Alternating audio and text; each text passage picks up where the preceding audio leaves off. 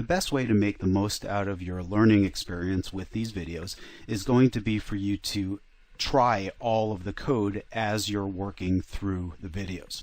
Now, we've provided the code for you in a couple of different formats, which I'll discuss here in these Before You Begin videos, as well as in the Lesson 1 test drives, where you'll learn about the IPython interpreter as well as Jupyter notebooks.